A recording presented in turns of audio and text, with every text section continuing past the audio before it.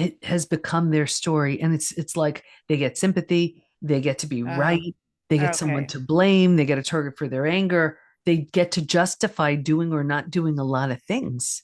And then Okay. it creates this identity. We never want to be without an identity. So if this is your identity, who Yeah. are you without it? And Yeah. that's the thing. And that's one of the biggest reasons why people don't heal, because they're so afraid, if I heal, who will be my people?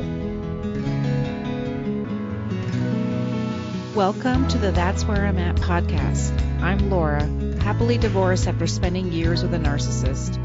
I believe keeping secrets will make you sick and that they always come to light in the end.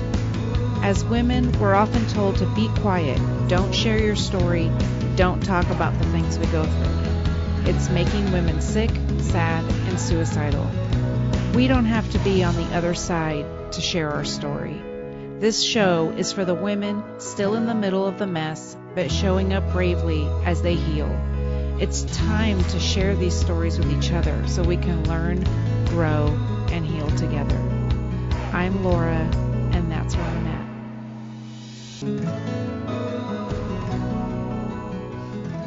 Please take note that this episode may contain subjects that may be triggering to certain listeners. Please take care when listening today. Hi, guys. Welcome back to the That's Where I'm At podcast. Today, I am joined by Dr. Debi Silber. Dr. Debi Silber is the world's leading expert on how betrayal and broken trust affect human performance and the founder and CEO of the PBT, the Post Betrayal Transformation Institute, the world's leading organization devoted to betrayal recovery research, education, and transformation. A PhD credentialed researcher, two-time TEDx speaker with 2 million plus combined views, two-time #1 international bestselling author, and award-winning speaker, her work has redefined how the world understands betrayal and its impact on individuals, teams, and organizations. Her research, validated across 100,000 plus people in 50 plus countries, produced 3 groundbreaking discoveries. These discoveries give coaches, leaders, and organizations a new level of precision, making their existing expertise dramatically more effective by knowing exactly where someone is and what they need to finally move forward. An IFC-approved CCE provider, founder of National Forgiveness Day, and creator of the #1 Betrayal Recovery Certification for Coaches, Dr. Debi also hosts the globally top-ranked podcast From Betrayal to Breakthrough and has been featured on Fox, CBS, and the Dr. Oz Show. So welcome, Dr. Debi. I'm so glad you're here. Thank you so much. Looking forward to our conversation.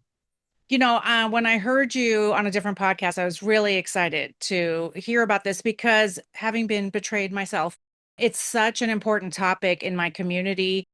Talking to women all day long about their betrayal, not only from a narcissist, like they're in their marriage and whatever, but I've always told people, and I never understood how to explain it. It's like, it's so much more than that. It's not like they're cheating. It's betrayal is different. Mhm. Betrayal is like you've been lying about everything, bamboozled us. And Mhm. that's what I didn't know how to explain it, but betrayal is such a perfect word. So can you tell me how you got into doing this line of work, how you decided, here you are doing a podcast and you have this #1 certification. So tell me how you got into doing this line of work. You don't think I just like the topic of betrayal? No. Yes, of course. I mean, this is what I've always dreamed. Like when I was a little girl, I'm like, this is what I always have dreamed of doing. Yeah, no, no, no. We study because we have to. I'm actually in business 34 years, health, mindset, personal development. And then I had a really painful betrayal from my family. I thought I did all I needed to do to heal from that. And then it happened a few years later. This time it was my husband. So that was Okay. the deal breaker. Got him out Yeah. of the house, looked at the two experiences, thinking, okay, what's similar here? Of course, me, but what else? And I realized, boundaries were always getting crossed. I never took my own needs seriously. And I'm one of those people that really believes if nothing changes, nothing changes. Now, usually I would go to books or courses or mentors to help Okay. me learn my way through something, but I couldn't find anything. And this was so big. I don't have to tell, anybody who's been through it, that I needed to just study this so big. So here I was, 50 years old, 4 kids, 6 dogs, a thriving practice. And I find myself enrolling in a PhD program, like maybe not the typical response to betrayal, but I didn't know how I was going to pay for it. I didn't know how I was going to manage the time, but I just knew something had to change. And I'm in this program, and I just remember a moment where I said, to myself, I have no idea if I can heal from this, but if I can, I'm taking everybody with me. Like it was just a knowing. Yes. And then it was time to do a study. So I studied betrayal, and it was really so I'd be better for my kids, be better for my clients. And that study led to 3 groundbreaking discoveries, which changed my health, my family, my work, my life. That is amazing. And we're so thankful that it did, because now we get to hear from you. I love that. And we're so similar that way. I'm like, I take everybody with me. I'm like, you got to hear about this thing I just learned about. My friends sometimes are like, oh my gosh, a new thing or whatever. But I feel like as we're moving down the road on our healing journey, like something new comes up, right? I mean, I've been healing for 3.5 years, and just talking to you and listening to you, I'm like, something new was unlocked. It's like I always say, if we're not dead, we're not done. And it was so empowering to learn some new tools to move me on my healing journey. Well, that was, and thank you. But that's what was so terrifying. I mean, here, I'm a really private person. And when you think of betrayal, that's like the most gossiped topic. Yeah. And I'm private, and I didn't want anybody knowing about my life and the judgment that comes from it and all of this. But I knew this was stuff no one had ever heard of. And this could really help people. So, I sort of made that decision, kind of get out of the way. And any good coach has a coach, right? And I'll never forget being in, it was a group, and it was, everybody's on Zoom. And you know how you're sort of rehearsing what you're going to say as everybody's going around getting ready for your turn. And I'm like, oh, I'm going to talk about the study, and I'm going to tell about all the discoveries. And that's what I've been sharing. That's what I was comfortable with. And my coach just points the finger at me, and he's like, stop hiding behind your effing study already. Oh my God. And I wanted to throw up and hide. And I was like, okay, you know what? So I remember the first time I spoke about it, one of the very first places I spoke about it was on the TEDx stage, which is terrifying. But, I knew there are so many people who would judge and criticize and everything else. And then there would be others who would say, okay, you know what? She gets it and she can help me. And that's who I'm speaking to. Yes, exactly. And I've said this so many times, like I'm speaking for that woman who was me, who was dying. And if she didn't hear that there was hope on the other side, she was going to die. Because I literally wanted to die by the end of my marriage. So many decades of everything, and it was so heartbreaking to walk out and go like, what just happened here? Like, what just happened to me? And so, but now it's like so much better on the other side. But I didn't know that because I didn't know anyone talking about it. And I was being told to not talk about it and not call it abuse. So that's why I picked up a microphone, because I wanted to talk about it and say, well, it only protects abusers. So why aren't we talking about it? So how, for you, when you got on that TEDx stage, I mean, and you were saying, oh my gosh, didn't want to say anything. I was so, I don't know if you used the word shy or not, but you didn't really want to say anything. How did that feel to then start talking about it? It was terrifying. And actually, that was my second TEDx. The first one, I don't even know how I did this. That was 6 weeks after my betrayal. Oh my gosh. So my world completely imploded. And here I am on a TEDx stage 6 weeks after. I can't even look at that first one because I know what I was going through. I really wasn't ready to talk about it, but you can sort of hear me alluding to it. Yeah. But like anything we do that's new and unfamiliar, it's terrifying. Yeah. But we do it.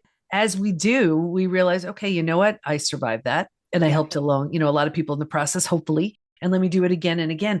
But, I wasn't sharing it for the sake of, this is my story and let's just hear about all what I've been through. Yeah. There was and this is how I've always been. If there's any positive or any transformation that you can get because of it, or any sort of forward moving anything, then it's trauma well served. And let me share that. And that's been my message from day one. So when these discoveries showed up, I'm like, how do you keep this to yourself? Like, this is a game changer for anybody struggling. I'm happy to share. Yes, I was going to ask you. Yeah, if you want to share a little bit on that, because I do want to give people hope And what I thought was interesting when I've listened to you talk is that betrayal is not just from our spouse. So Mm-mm. if you could touch a little bit on what other things could be betrayal in our life. Yeah. So I define it as the breaking of a spoken or unspoken rule. And Mm, every relationship has them. And the way it works is the more we trust and the more we depend on that person, the yeah. deeper the betrayal. So let's take a child who's totally dependent on their parent and the Yeah. parent does something awful. That's going to have a different impact than, your best friend sharing your secret. Still Yes. betrayals, but different level of cleanup. But it Yeah. could be anything. It could be, your siblings, and it's like, okay, one day we'll take care of mom and dad. And then that day comes, where are they? It Yes. could be, your coworker took credit for your idea. Yeah. It Yeah. could be just even a perception. Like you get a diagnosis, it's a misdiagnosis. You could feel betrayed by the medical community. Wow. You could, something terrible can happen and you could feel betrayed by God. I mean, whatever. It's anything where it's like you had this spoken or unspoken rule Hmm. and then you didn't have that. That wasn't met, or you were neglected, whatever it was. Right. And, let's say the idea was, I'm supposed to be protected by this person in a position of authority, and they took Yeah. advantage of you. That's Yeah. betrayal. But betrayal is so unique because of Right. the shock to it. And that was actually the first discovery. Betrayal is a different type of experience. So Yes. anybody who tells you trauma is trauma and they're treating it, you go to the most well-meaning counselors, therapists, whatever, and they're like, oh, we'll treat it just like we treat death of a loved one, disease, natural Right. disaster. No. And here's why. When you, like, let's take, losing someone you love, Yeah. you grieve, you're sad, you mourn the loss, life will never be the same. Now, the invitation is to rebuild your life in a new and different way without them. Okay. They're not in your life, you rebuild it. Here's the thing with betrayal, not only do you Yeah. have to rebuild your life, you have to rebuild the self. Now, everybody's Ah, going to relate to this. Think about what was shattered: yes. rejection, abandonment, belonging, Wow. confidence, worthiness, trust, destroyed.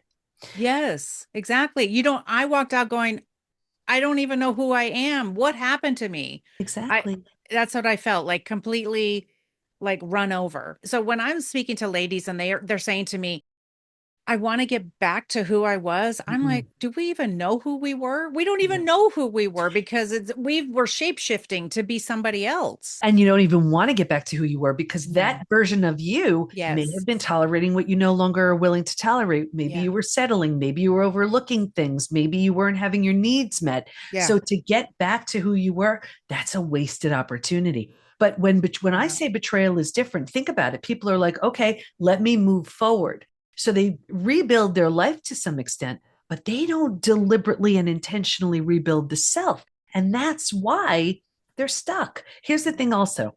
When, let's say, use that example of losing someone you love, people rally. They're bringing you the Yes. casseroles. What do you need? How Yes. can I help? With betrayal, Yeah. so often the betrayed is struggling and suffering in silence because they're so ashamed, humiliated, embarrassed Yeah. for something they didn't even do. So they're not getting that help they need because Yeah. they're not asking for it. To make matters worse, very often they're covering for the betrayer. That betrayer is so loved, so well respected. The community, the friends, Yeah. everybody loves them. So now here they are. They're having one of the most painful of the human experiences, Yeah. and they're trying to act like it's a regular Tuesday. Right.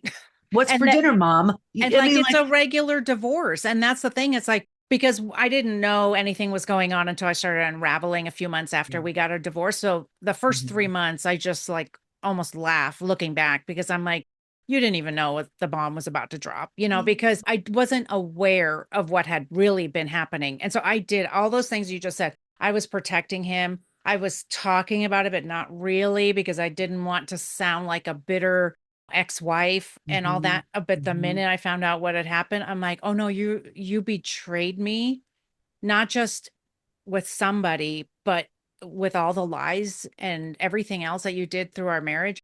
I couldn't keep my mouth shut because I had to, at first it was petty, but then it was like, I have to tell other That's people. not petty. No, that's Well, that's how I real. felt. That's how, yes, Yeah. I mean, for sure. I was grieving out loud. Yeah, but it's a lot to grieve. And here's the thing too. There are so many people who can relate to what you just said and they're like, "How did I not see? How did I not know?" I just Yes. really want to address that. Yeah. First of all, betrayal is designed to be deceptive. Right. So you weren't supposed to see, you weren't supposed to know. And here's the thing, you also don't know how to think like that. That's a good Right. thing. You Yes, know, exactly. so Yes. to be angry and upset with yourself because you didn't see and you didn't know, that's not your fault. Now, Mm-hmm. here's the thing, too. And this is part of one of the other discoveries, and I'm happy to Yeah. get to all of them. But one of the things we do is we intentionally or unintentionally turn down our intuition. Like there's a camp that's like, I had no idea, Yeah. right?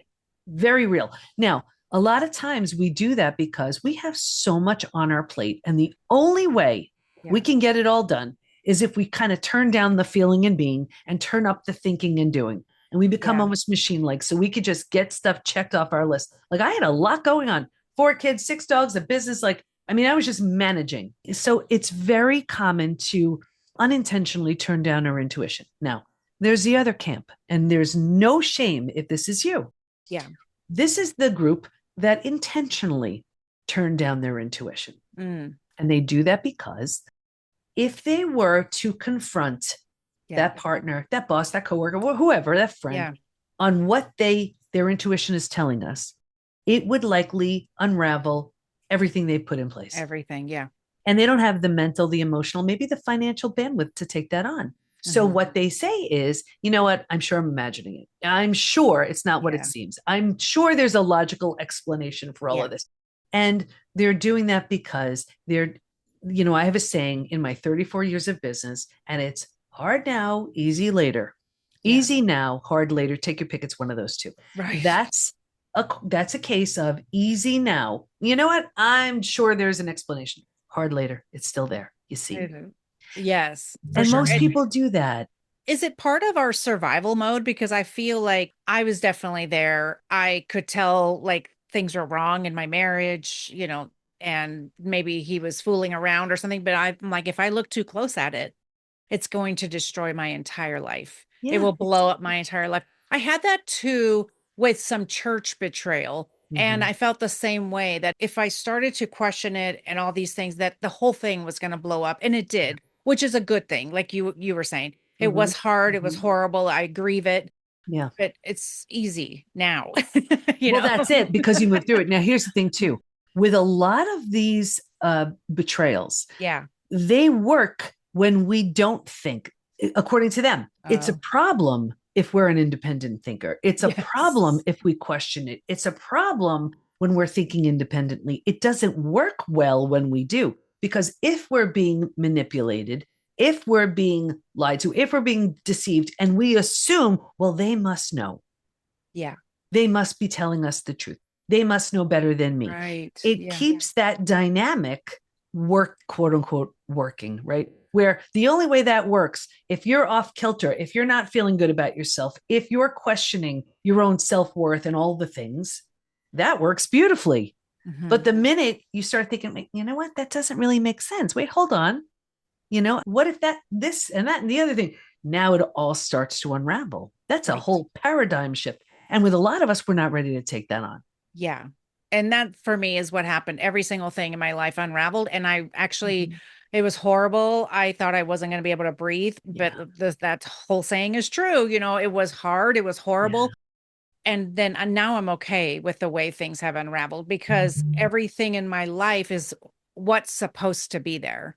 Everything that is in my life now, that's the right people. It's good people. It's all the communities I have around me. It's what's supposed to be there.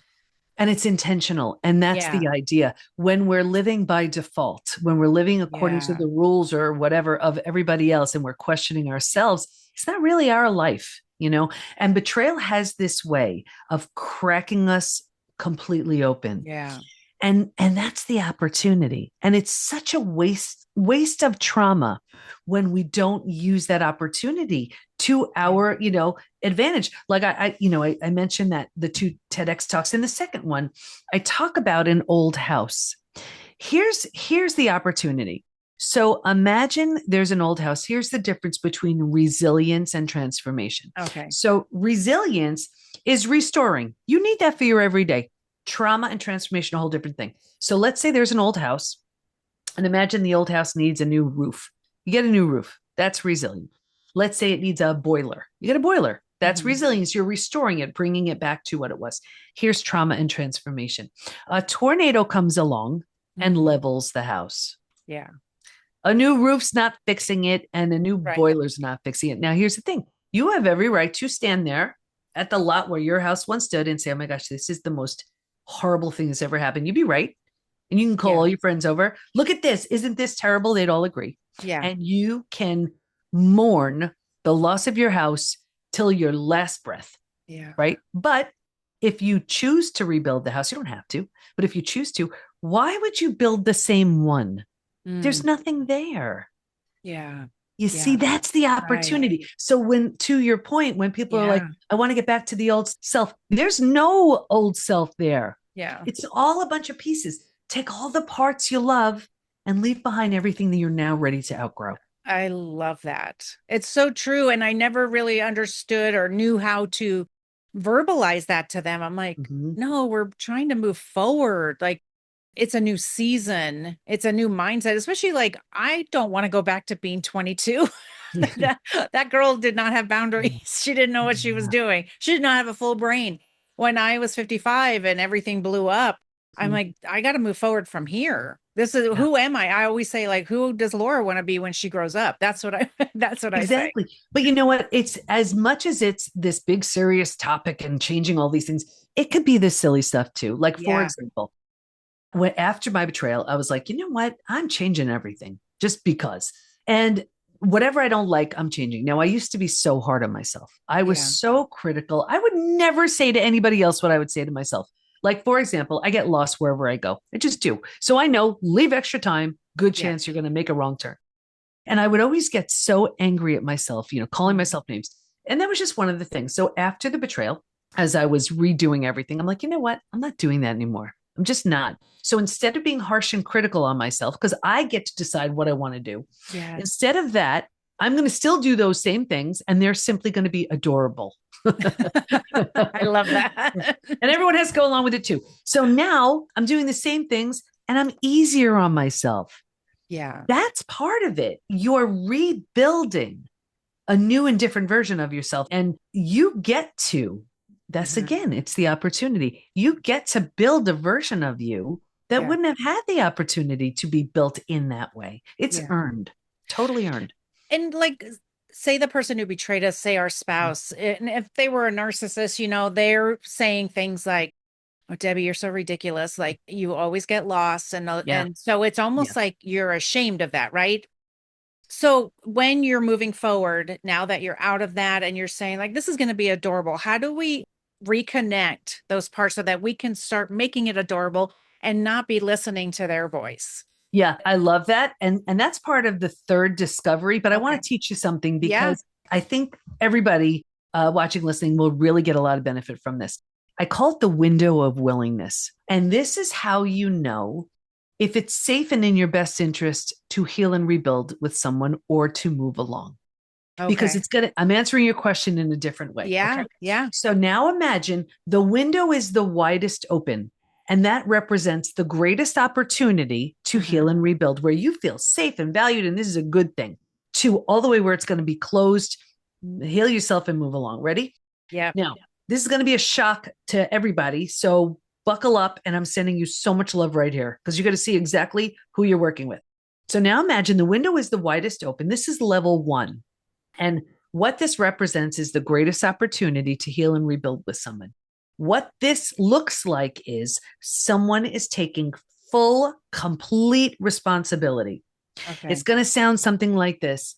Oh my gosh, Laura, I am so sorry. I can't believe what I said, what I did to you. What in the world do I need to do to make this up to you? Now, when it comes to betrayal, it's going to take a lot more than that, but you're working with something here. Right. Yes. Okay. You're going to feel the window closing with level 2. So level 1, complete and total ownership. Yeah. You're going to feel the window closing a little bit with level 2. And you know it's coming when you hear the word because. Well, I did it because, I said it because. That's an excuse. There's still something to work with here, but it didn't sound or feel as good as that level 1. Did you feel the difference there? Yes. Okay. Here's, to your point, the narcissist, it's coming, the gaslighter with level 3. And you know it's coming when you hear the word you. Well, I did because you. I said it because you. This is crazy making. Yeah. This is the only way that dynamic works when you believe that, right? Yeah. Right. You have very little to work with right here because that person is blaming and shaming you for something you didn't even do. You're not crazy. You didn't do it. This dynamic only works when this is the setup. Level 3 and level 4, close cousins right here. And you know you're at level 4 when you're being blamed. And it sounds something like this. And it's complete denial, zero responsibility. You're crazy. You really need to get some help. Like, I don't even understand where you're coming up with these things. You really need help. Okay. So level 1 and level 2, you have something to work with if you choose. Yeah. If you choose. Level 3 and level 4, at this point, in their current level of consciousness, this is the best you're going to get from them. Heal yourself and move along. Yeah. Yeah. And I know right now there's somebody who's like, oh my gosh, I have been banging my head against the wall with a level 3, level 4. I get it. I get it. That was my family. I understand. Yes. And you don't have what to work with at this point in time. Yeah. And I know it's a hard thing to understand because you're like, I don't get it. Why would someone do this? This is where they're at. Well, and that's the thing too, is that we don't understand that because we wouldn't do that. Exactly. That was I always say we're trying to make logic out of an illogical situation. That is not our default. We do not behave that way. And so it's hard for us to understand. And I always tell women, do not go ask them why they did it. They do not have an answer. And if they feel like it, they'll say things to hurt you. Do not open the door to them saying, why did you do that? Because I did, because I didn't know. And I didn't know anything. I didn't know anything about narcissism. I didn't know. And he didn't have an answer for me. And all it did was hurt me, whatever he said. Of course. And it's so crazy, but I came up with this one day. You know, we, like I said, we had 6 dogs. We lost all 6 during COVID. But I was looking at them one day. And you know, when you just get this insight, right? And I look at them one day and I'm like, they're dogs. And I would never expect them to not be dogs because this is what dogs do. Why am I expecting my family to be anything other than what they've always been? That's on me. Yes, exactly. Right.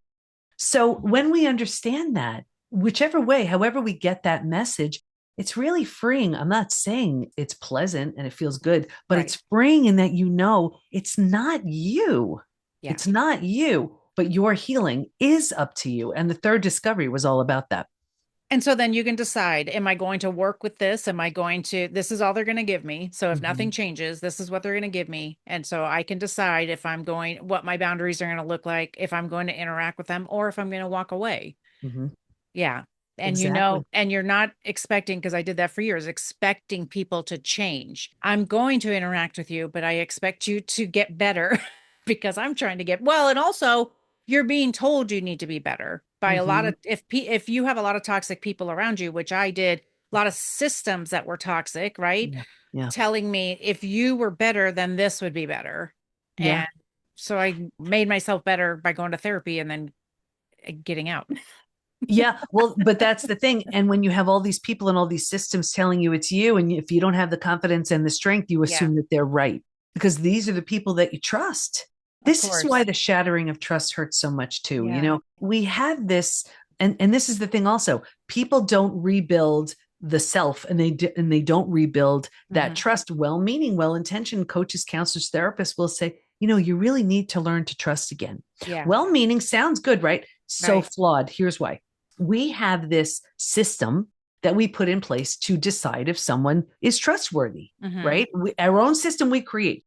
You know what? I feel they're trustworthy. They've done or said something enough times. I can decide they're trustworthy. So now think about it. They betray that trust. They shatter that trust. As terrible as that is, because that was the person we ran to when other people were causing the harm. Yeah. That's become the person causing the harm. That's the person who gave us a sense of safety and security. That's the person who took it away. What's even worse is we look at it and say, oh no, my system that I've created to decide who's trustworthy or not is broken. My compass is broken. I put this whole system in place so I could feel safe, and it's broken. How in the world can I trust in anyone again? You see? So we have to rebuild that. It's crucial. So when people, well-meaning people are saying Mhm. like, do these little things to, Mhm. or even that, because I Yep. think it's hard if we're coming out of abuse, if we've been betrayed, that gut feeling, I can't trust even my gut feeling because look at my whole world just blew up. So how do you recommend even a little bit that we start rebuilding? What can we do to rebuild that? Yeah, you move through the 5 stages of betrayal recovery. Okay. And that was the third discovery. We didn't get to the second, but that was the third. And that was the most exciting discovery because what we learned was while we can stay stuck for years, decades, a lifetime, if we're going to fully heal, we're going to move through 5 proven predictable stages. Okay. And what's even more exciting about that is we know what happens physically, mentally, and Mhm. emotionally at every stage. And we know what we need to do in order to move from one stage to the next. Healing is entirely predictable. So most people who've been betrayed are stuck in stage 3. And I'm happy to go through the stages. Yes. Yes, Yeah. please. Please Yeah. do. Yeah. And transformation doesn't even begin until stage 4. So you're going to see the missed opportunity here. Ready? Yes. Stage 1 is before it happens. And when we're in what we think is a trusting relationship, we're not Yeah. scanning for betrayal. We're doing Right. the things. We're going to work, we're raising our kids, all the stuff. And that's why it could be such a shock, Yeah. especially if it's a very skilled narcissist, very skilled gaslighter, right? Yes. And we're not looking for it. So, and as I said before, we're intentionally or unintentionally turning down our intuition. Hmm. Hmm. Now, stage 2, shock, trauma, D-Day, discovery day. This is the scariest, Yeah. all of the stages. And it's the breakdown of the body, the mind, and the worldview. I remember someone in my study saying, you know what it felt like?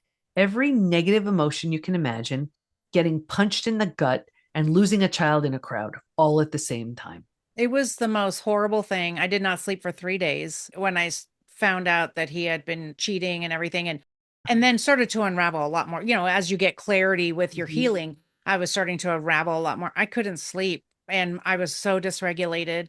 I didn't know how I was going to survive it. And Yeah. thank God to be on the other side. But yes, that was probably the worst day for Yeah. sure. And what you're mentioning are classic symptoms of post betrayal syndrome. That's the Mm. second discovery. Happy to share more about that. Yeah. Anyway, so now here you are. You've ignited the stress response. You're headed for every single stress related Yeah. symptom, illness, condition, disease. The mind is in like this state of chaos and overwhelm. And your worldview has just been totally shattered. That's your mental model, the rules that govern you. Trust this person. Don't go here. This is how life works. And in one earth shattering moment or series of moments, Mm-hmm. every rule you've been following is no longer true. Yeah. The bottom has bottomed out in you. You feel like you're going to die. Everybody, it's like you have this psychological earthquake. Yeah. Life is now before this moment and after, right? Mm-hmm. Yes. Everybody remembers their D-Day. Yeah. But Yeah. think about it. If the bottom were to bottom out on you, what would you do? You'd grab hold of anything or anyone in Mm-hmm. order to stay safe and stay alive. And that's stage 3. Survival instincts emerge. This is the most practical out of all of Okay. the stages. And this is the most common place the majority of people get stuck. And Oh, here's why. really? Okay. Because it feels so much better than the shock and trauma where you just came from, we think it's good. And because we don't know there's anywhere else to go, we think this is it. So we create this functioning life again, right? We're able Yeah. to go back to work. We're able to raise the kids. We're able to eat again. We're able to sleep again, but it's safe and it's Yeah. behind walls and it's with a flatness because it takes a lot of courage to be willing to be vulnerable. Mm-hmm. It takes a lot of courage to be willing to wisely trust again. So we put ourselves behind these walls and we're like, you know what? This is where I'm staying. Yeah. And we're not healed, we're becoming hardened Oh, geez. right here, right? Yes. And now, because we're so unhappy, we're not happy, but we don't know there's anywhere else to go. So, right here, maybe we see a well meaning, well intentioned therapist, but if they're not skilled in betrayal, you know what's going to happen? You're going to feel heard and validated and understood. And you're doing that week after week after week. And you're like, Mhm. I'm not moving forward. Right. Well, you're actually solidifying your spot in stage 3. Wow. Okay. Like in stage 2, it's really valuable. You regulate your nervous system and learn how to sleep again and all the things. But in stage 3, it could be really damaging. Like if I tell you how many people we used to have come into the PBT Institute with therapy trauma, again, well-meaning, but Yes. heart-centered, but they're keeping people stuck because if you're only feeling heard and validated and understood, you're not an inch closer to stage 4. But they Yeah. didn't know there was a stage 4 to take them to. Right. We don't know that. We No. just think that we need to get out of that horrible place where we were, right? Yeah. And because it's so miserable and we're so unhappy, Yeah. right here, we start numbing, avoiding, and distracting. We use food, drugs, alcohol, work, TV, whatever. We do it for a day, a week, a month. Now it's a habit, a year, 10 years, 20 years. And I can see someone 20 years later and say, that emotional eating you're doing, that drinking, whatever, do you think that has anything to do with your betrayal? And they look at me like I'm crazy. Right.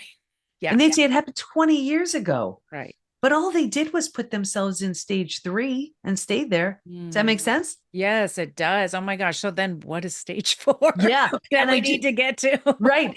And I want to just tell you something so super subtle because I see this all the time too. There are 2 methods of mass distraction that you get commended for. And because think about it, if you're drinking or doing drugs, you clearly know this is not in my best interest, right? But what if all of a sudden you adopt a really healthy eating or exercise program? Yeah. What if you dive into your work? Now people are like, go you with that healthy eating. And look at you, you're such a hard worker. Yeah. And we're commended for it. But meanwhile, if we're choosing those things to avoid healing from our betrayal, you see how sneaky that could be? Yes, exactly. Yeah. I remember a woman saying, we had a session, Dr. Debi, I want to tell you all about my healthy eating and my exercise. And isn't that great? I said, it's great if that was your problem. That's not why you came to me for the betrayal. You see? So we do that and it's so sneaky. So I'm saying that because if you're doing that, anybody hearing it, hearing this, no, it's preventing you from healing. Anyway, and I'll tell you the 3 groups who did not heal. I can do that after. But I want to get you to stage 4. Yeah. So if you're willingness is a big word right here, to grieve, mourn the loss, bunch of things you need to do. You move to stage 4. Stage 4 is finding and adjusting to a new normal. Here's where you acknowledge, I can't undo what happened, but I control what I do with it.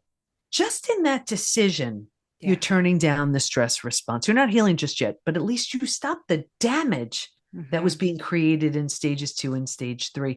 Stage 4 is very forward moving. Who do I want to become? What am I ready for now? What was I settling for? What am I no longer willing to tolerate? Who is this version of me that I'm deliberately building? Yeah. What parts of me do I love that come along? What parts don't get to come along? Very action oriented, but you see what we're doing? We're building based on the rubble and we're picking up the pieces we want. We're leaving behind all that doesn't serve. And then when we settle into this space, we make it cozy, kind of mentally home. We move into the 5th most beautiful stage. And this is healing, rebirth, and a new worldview. Wow. The body starts to heal. Self-love, self-care, eating well, exercise. We couldn't do that earlier. Now we can. The mind is healing, all kinds of new rules, new boundaries.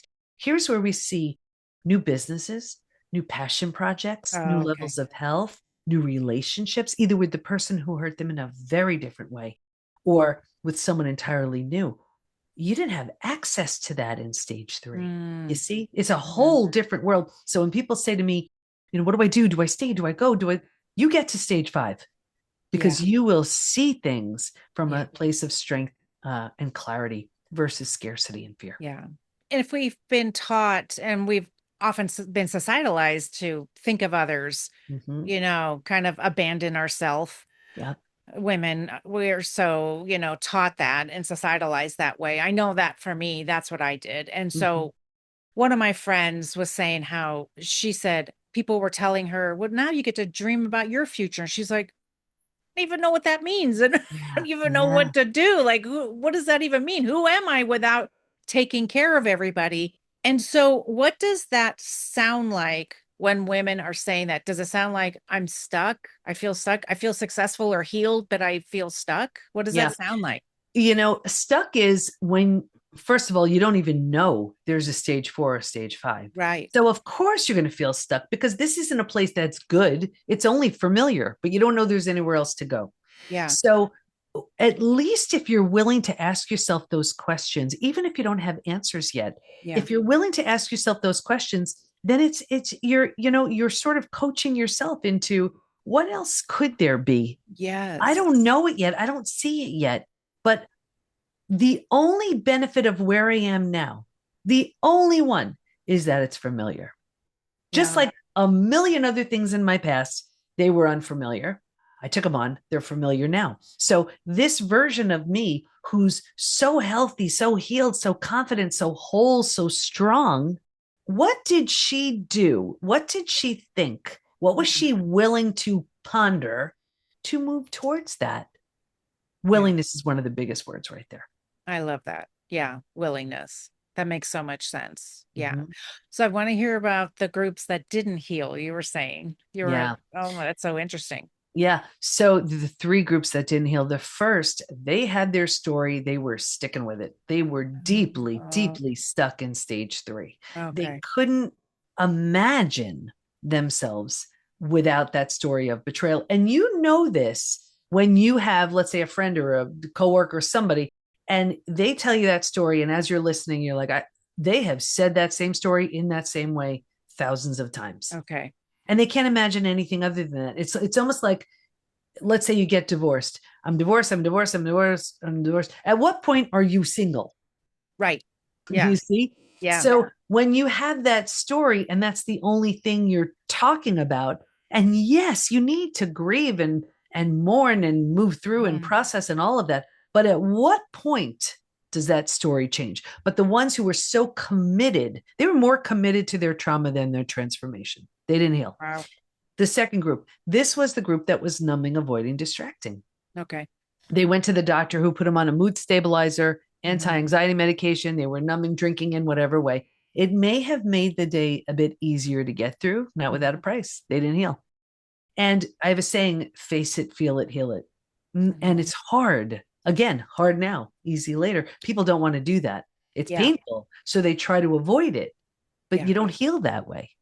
The third group, this was the group where the betrayer had very little consequences. So Wow. whether it was out of financial fear, not wanting to break up a family, religious reasons was a big one. They just did all they could, look the other way, turn the other cheek. I saw two things with this group. Number one, a further deterioration of the relationship. And two, this group by far was the most physically sick. Wow. Your broken heart can't handle that. But what they were doing, they were like patching up the house, patching up the house, patching up the house, right? Right. Where the others who healed, they were looking at that lot where the house once stood and said, okay, I'm going to build something new. Yeah. That's amazing. What a difference. And I don't know that everyone realizes that your body can feel so sick and you may not even know what's going on. Well, those are the symptoms of post-betrayal syndrome. And that was the second discovery. And we've assessed over 100,000 people, and people assume if their betrayal happened a long time ago, oh, it must be aging. Oh, it must be stress. No, it's not. Yeah. It's your unhealed betrayal, because even something like, I remember we would have so many people come into the PBT Institute. They look one way coming in, they would look 10 years older, and then they would move through the 5 stages and they would look like 10 years younger at the end. Wow. Because accelerated aging, immune suppression, sleep issues, gut issues, weight issues, and that's just the physical, forget about the anxiety, the overwhelm, the sadness, the anger. I mean, I'm happy to share some stats if you want to hear them. Sure. But yeah. Okay. I mean, whatever you think would be beneficial, it's all very interesting to me. Yeah, because here's the thing, and everybody, I want you to, as I'm sharing these symptoms, hear these numbers. Ready? This is out of over 100,000 people, men and women, just about every country is represented. 78% constantly revisit their experience. 81% feel a loss of personal power. So think about it. If you feel a loss of personal power, what kind of decisions will you be making? Right. 94% deal with painful triggers. If you've ever had a trigger, you know how painful they are. Some of the most common physical symptoms, 68% have sleep issues, 47% have weight changes in the beginning. You can't hold food down. Later on, you're emotionally eating. 45% have a digestive issue, Crohn's, IBS, diverticulitis, reflux, you name it. Some of the most common mental symptoms: 78% are overwhelmed, 62% can't concentrate. So imagine, like, you can't concentrate, you're exhausted, you have gut issues, and Yeah. you're going along acting like it's a regular day. That's not even emotionally. Right. Emotionally, 88% experience extreme sadness, 83% are very angry. You're taking that out on other people, your kids. You can't, you're so overwhelmed with this. 79% are stressed. Just a few more. This one killed me. 84% have an inability to trust. Oh, wow. If you can't trust, think about what that does as far as your own decision making Yeah. and your relationship going forward. 67% prevent themselves from forming deep relationships because they're afraid of being hurt again. That means the big wall goes up. Yes, you're keeping out the bad ones, but you're keeping out the good ones too. Yeah. That's the majority of people. Look at the power you're giving that experience or that person. Yeah.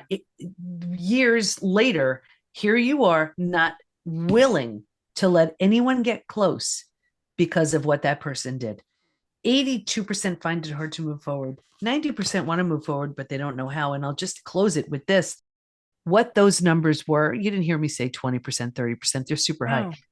Oh, They don't have to be from a recent betrayal. This could be, imagine this, from the parent who did something awful when you were a kid, yeah. the partner who broke your heart in high school. So that person may not know, care, remember. They may not even be alive. And here you are, decades later, with these symptoms because it was left unhealed. But the good news is, when you move through the 5 stages, you heal from every single symptom.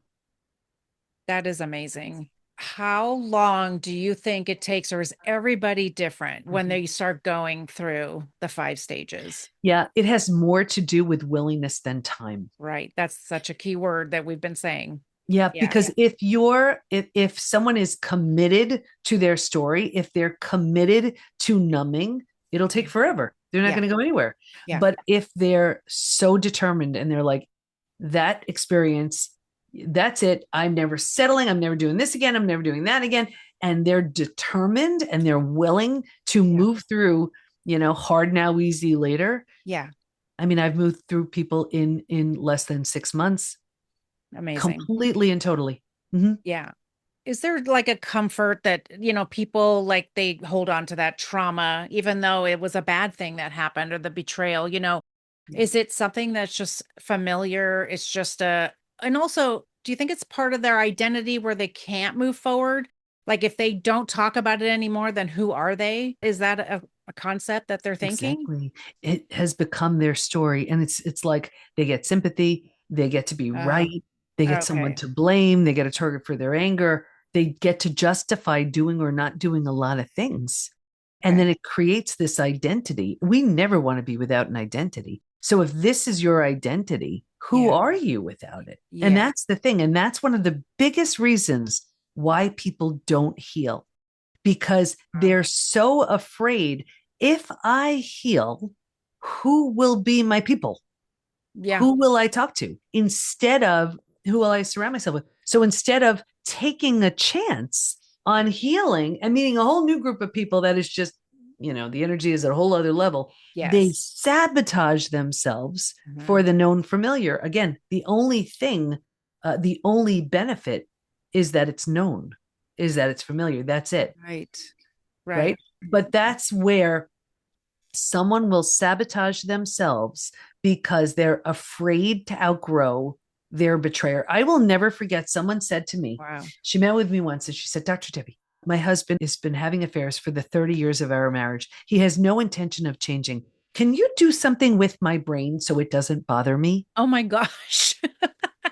No, No, I no, can't. I'm not your person. Right. But that's what people do. They're so afraid Yes. of moving forward from what they know, they would rather sabotage their growth Yeah. just to stay with that Right. familiar known. Exactly. And I've tried to explain that to people. It's like, and our brain wants to go to something familiar, right? Because Mhm. it seems less dangerous or Yeah. scary, I Mhm. guess, even though if it's terrible for us. I mean, that just resonates with me. I didn't want to look directly at the sun, I always say, because if I did, everything was going to blow up. But until one day I said, I have to blow this up because I'm not happy. And if it stayed like this forever, what was I going to do? I wasn't going to survive it. And I felt so young and wanting to go on and do a different life if this is the way life was going to be. And here's the thing too. And when people aren't young, then they justify it even more. They're like, well, I'm too Yes. old to deal with this. I'm too old. That reminds me of another story. I was working with someone, she was in her mid 60s, and she was dating this guy, and he was just awful. And she knew it. And she was settling, and she knew it. Yeah. And then we did the work, and she's moving through the stages. And all of a sudden, she says to me one day, she's like, he was a cone. And I'm like, what? What's a cone? What do you mean? She goes, you know, when you want to go, there's a parking spot, but there's a cone in it. Oh, So you can't park there. All he was a cone. And when she removed him and she healed, she realized she was available for someone so much more yes. worthy and deserving of who she had become. But when you're just settling for the familiar known, you Yeah. don't realize what's waiting for you. But think about it. The version of you, I mean, I just see everybody at the stage 5 version of them. The stage 5 version of somebody who is so Yeah. healthy and healed and whole and confident, don't you think that version of you will attract someone and situations so worthy and deserving of the version of you that you've become? Like if I tell you the version of me now, the stage 5 version of me now compared to who I was beforehand, the things that come my way Mm-hmm. and the things that I'm able to do, like, we founded National Forgiveness Day. I Yeah. didn't have access to things like that when I was stuck Right. in my trauma, Yes, just exactly. all kinds of things. But we don't know that if we're just like, no, you know what? Let me just take this because it's what I know. Yeah. I mean, that just resonates with me for sure. When I was going through my healing journey, I called my friend and my coach at the time and I said, "So that's it? I just won't have friends. This is it?" She said, Yeah. "They're coming. They're coming." Yeah. Because I needed to I was leveling up, I guess is what I say, I was Yeah. leveling up and people could come along if they wanted to and some people didn't want to come along because Laura was different at a different level. Yeah. And you're rewriting the script. And, when you think about it, that's the classic. The caterpillar is going into the cocoon, Yes. doesn't bring a party in there with it. That's true. And it's willing to be, emulsified, unrecognizable from what it was. Yeah. Only because it did that does it get to be the butterfly. And it's a very, and that's stage 4, it's a very personal time, not necessarily a lonely time, but Yeah. there are people around you who will rise and there are ones that will fall away. Yeah. And that's up to you. It's who do you want around you? I And love that. you can love the people for who they are, where they are. But Yeah. if that stops you from healing, that's a different issue. Or even stops you from growing because like I Mhm. just know that there are some people, those people that you don't really want to share like, "Oh, I'm going to start Mhm. a podcast." Yeah. And they're not the people who are like, "Oh my gosh, really?" I have tons of those. And then I had some who are like, "Oh, I would never do that. That's weird. Why would you talk about it? Well, I Yeah. could never do it." And it's like Hmm. that to me, I had a lot of those people around me too. And it's like, I can't live there anymore. I Yeah. can't. Not if I'm going somewhere else. I remember, this reminds me of another story. I was doing a live event. It was my first live event. I mean, this is a big event. I was having hundreds of people and I had sponsors and vendors and the whole thing. It was so exciting and terrifying. I had Yeah. never done anything like this, but Yeah. I was in a group at the time, a mastermind group, and that's what you did. You put on live events. Mhm. So I meet with a group of friends who, it was like, what's going on with you? What's going on with you? It was like, and then it was my turn. And I'm talking about this event and I'm so excited. And I hear that people are going to take off from work to do something like that. And how much are you charging? What? That's a Yeah. lot. And I left and I was like, you know what? I still have time to cancel. I'm going to cancel Yes. everybody, give everybody their money back, the whole thing. And I posted on the group where this group was. And I told them, and then I hear within minutes, oh my gosh, I wish I could be there. I'd support you. You should be double. You're not charging enough. And I was like, wow, look at the difference in who Yes. in who you're sharing your story with. Be very careful. Yes, exactly. Because I would have been the same way. I can still Yeah. cancel this, or maybe my price is too high. Yeah, I have so many people tell me that. It's like, Mm. you need to remind yourself who you are so that when you're doing certain things, you don't just give it away. You don't just anyway. So that listen, Dr. Debi, we could talk all day. but we're out of time.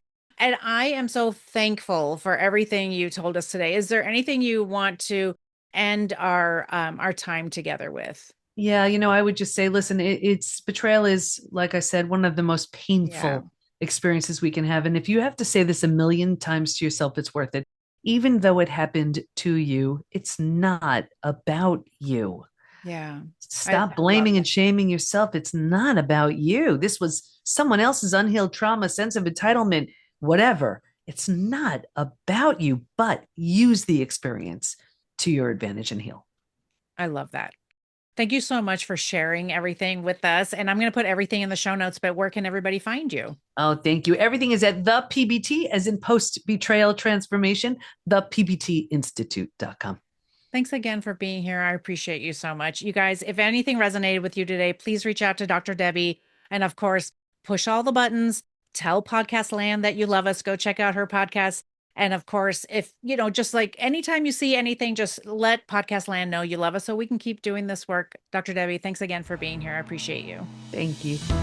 Thank you for joining me today on the That's Where I'm At podcast. Did the story today resonate with you? Do you think others would benefit from hearing the stories we are telling? Please go to Apple or Spotify right now to leave a review so everyone in podcast land will know you love the show. We want to continue sharing stories of hope and healing. I'll be back next time. I'll talk to you then.